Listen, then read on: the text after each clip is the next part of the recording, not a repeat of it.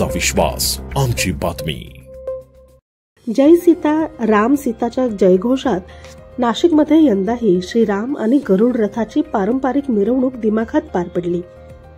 शेकडो वर्षांची ही परंपरा यंदाही ढोल ताशांच्या गजरात भक्तांच्या मोठ्या उपस्थितीत साजरी झाली। श्रीराम रथोत्सवाची ही परंपरा सवई माधवराव पेशवे यांच्या काळापासून सुरू झाली। त्यावेळी ते आजारी असताना श्रीमंत गोपिकाबाई पेशवे यांनी त्यांच्या आरोग्यासाठी प्रभू श्रीरामाला नवस केला होता।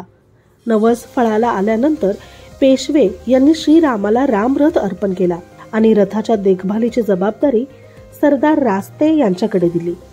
सरदार रास्ते यांनी पुढे रास्ते आखाडा तालीम संघाची स्थापना केली आणि त्यांच्याच संघातील पहिलवान रथ ओढण्याची जबाबदारी पार पाडत आले आहेत। मंगळवारी दुपारनंतर रथोत्सवाची तयारी सुरू झाली होती। यंदाचे मानकरी हेमंत बुवांना परंपरेनुसार पांढरा फेटा बांधण्यात आला। मानकरी रवींद्र दीक्षित आणि नंदन दीक्षित यांना सन्मानपूर्वक निमंत्रण करण्यात आले। दास हनुमान मंदिराबाहेर नारळ फोडून आरती करून श्रीराम मूर्ती आणि चांदीच्या पादुका हेमंत बुवा यांच्या हस्ते पालखीत ठेवण्यात आल्या।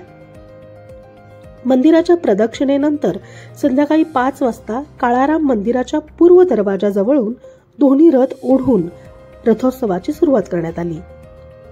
या उत्सवात नाशिककरांनी मोठ्या उत्साहात सहभाग घेतला व रथयात्रेचा संपूर्ण मार्ग जय श्रीरामच्या घोषणांनी आणि भक्तिमय वातावरणाने न्हायलेला होता। सागर चौधरी, आपलं शासन, नाशिक। आपलं शासन, तुमचा विश्वास आमची बातमी।